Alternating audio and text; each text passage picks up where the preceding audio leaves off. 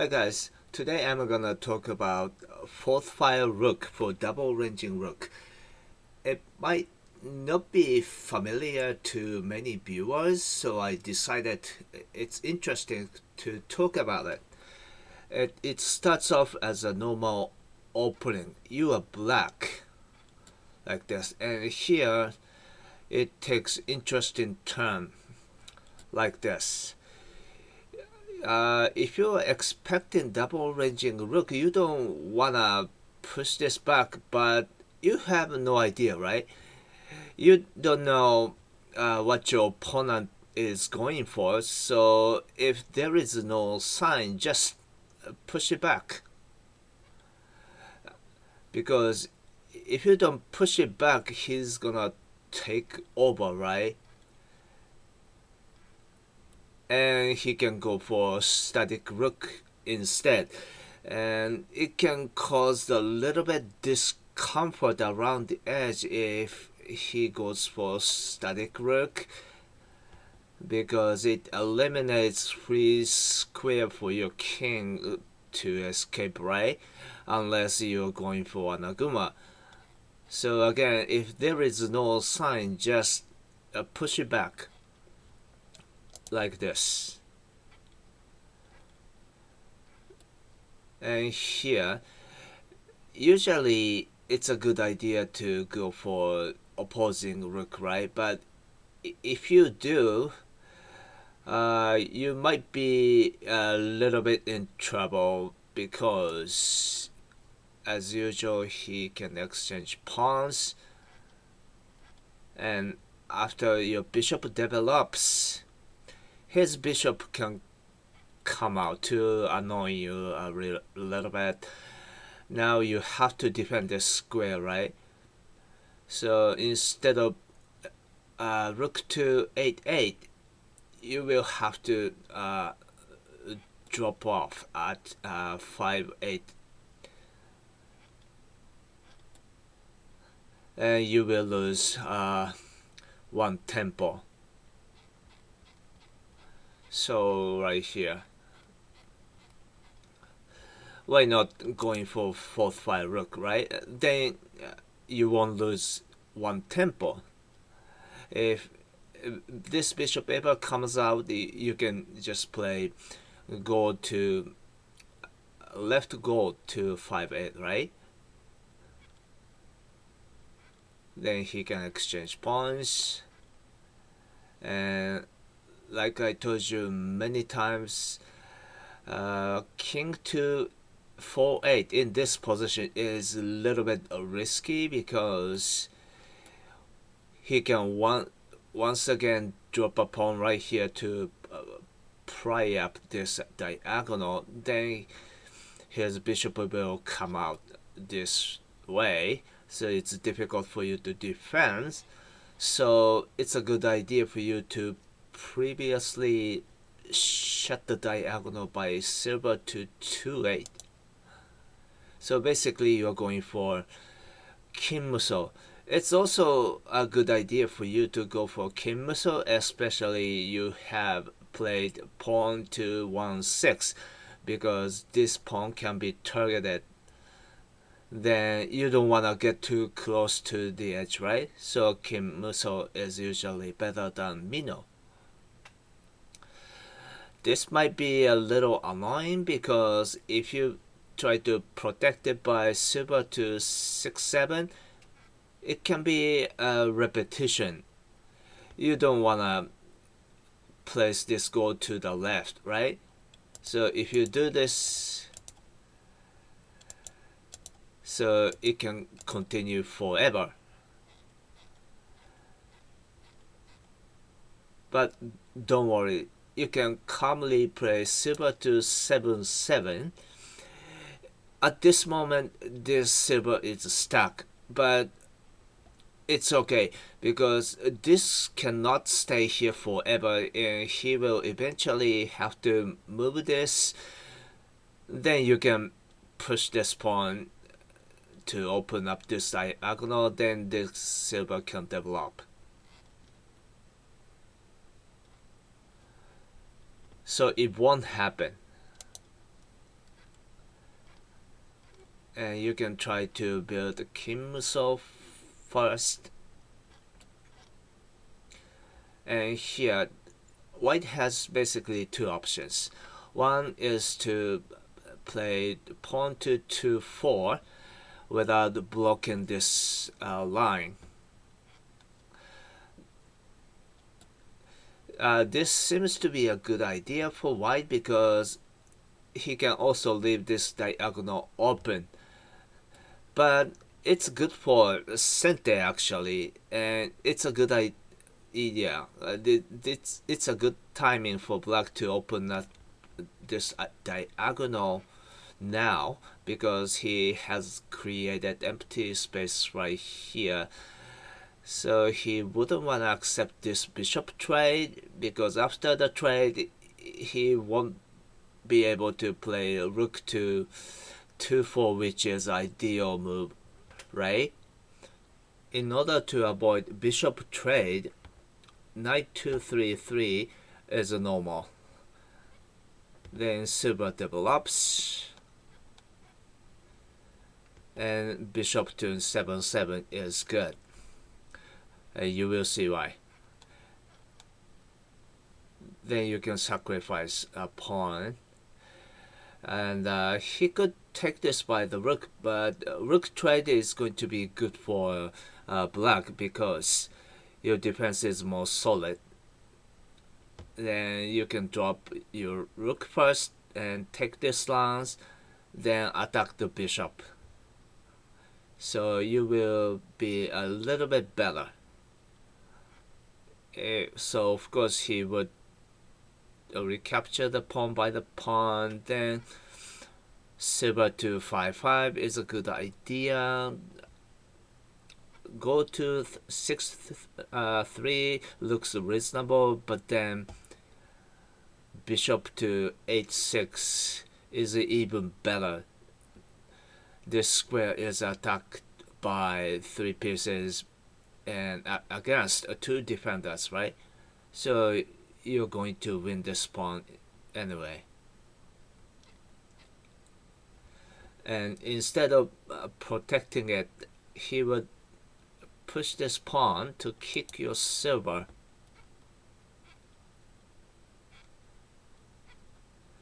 And after this, you can push this pawn farther to gain one more pawn in hand.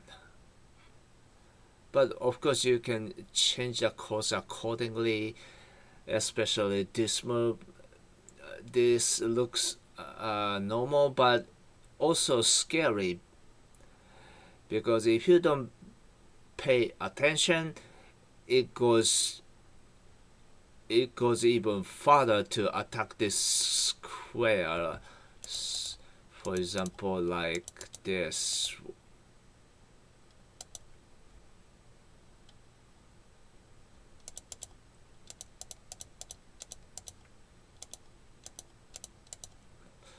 Then this knight will come out.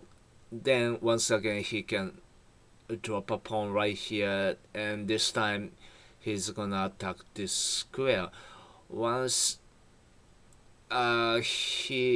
he's allowed to play these 2 moves, you will lose pretty quickly. So in order to attack faster, you should be really be careful. And in this position, this pawn push might seem to be good, but it doesn't work if he has 1 pawn in hand.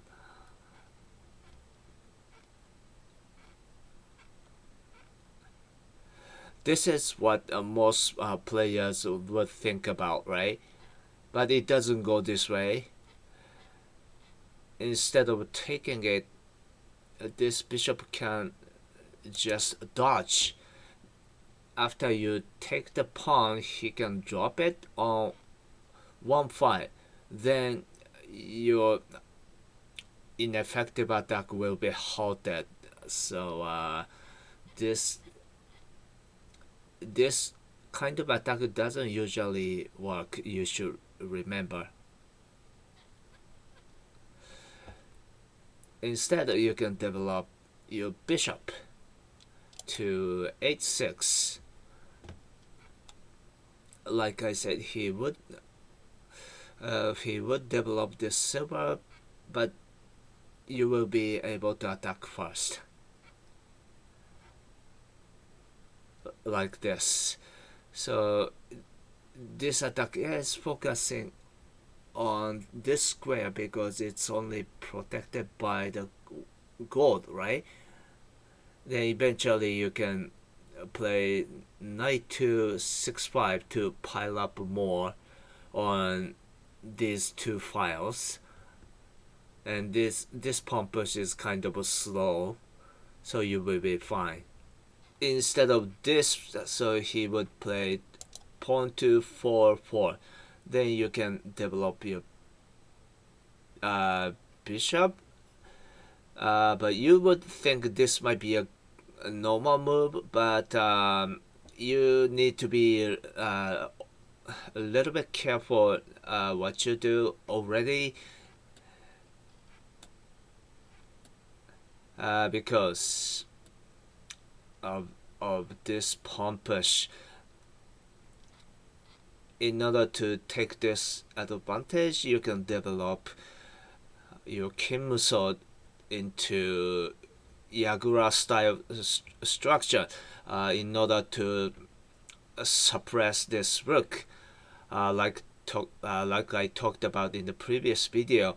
But this is kind of too late because he can push this pawn, and if you take it, he can drop it on 4-6. It's difficult for you to remove it already, and once a battle begins, this can be a huge threat and a good attacking base for white.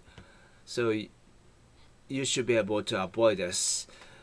It was possible because you invest one move into developing the bishop, so you can skip it instead. Here, instead of bishop to 7-7, you can develop this silver. Then that should be fine. You can push this pawn. He can sacrifice pawn at this moment because this square is protected by two pieces. But it's okay. This is kind of slow. Then you can develop your gold.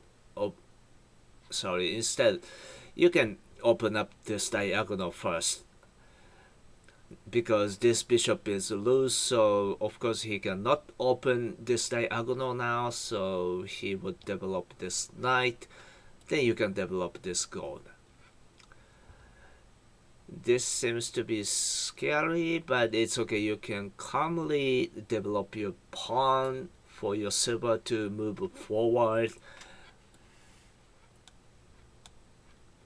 and everything will be just fine.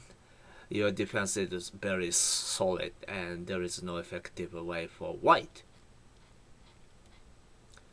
And what if white decides to wait like this? Then you can complete your castling. Then you need to push this pawn, because usually if your opponent goes for Mino Castle, the edge is going to be the weakest point, so you will be ready to attack it. If he pushes back, it's good for Gote. Oh, sorry, it's good for Sente. Then you can move forward with your bishop to focus more on the edge. This is already difficult for white to initiate attack, because white is kind of stuck already, because your defense is great. He would wait a little bit more, but eventually he will run out of effective moves. Then you can just keep going. this looks possible, but it's overplay. You can take it, then he will recapture. If you recapture, it's going to be a different story because he would recapture, then his rook can go to the side, right? In order to stop it, you can drop a pawn, then you can drop this lance right here to attack his rook. Then you can take this pawn, and black is in a better shape. And all the way back to this position. So since there is no effective way for white to initiate the attack, he needs to wait. Then you can focus on the edge instead. And unfortunately, there is no more move for white to wait, and eventually you can initiate the edge attack like this. Then even this knight can join the attack, and this pawn push doesn't work because your bishop is looking at these squares, so there is no way for white to defend against it. And these pieces are stacked and are not working so well, so this is a tactical victory for black. Alright, that's all.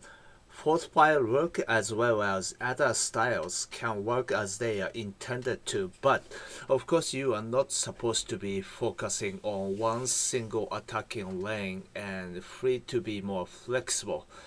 It's not an overstatement that the edge attack is the main focus when it comes to double ranging Rook. And as for fourth file Rook, it can establish the condition much more effectively for the domination of the file. I hope you like this video, and as always, thanks for watching and see you all next time. Bye.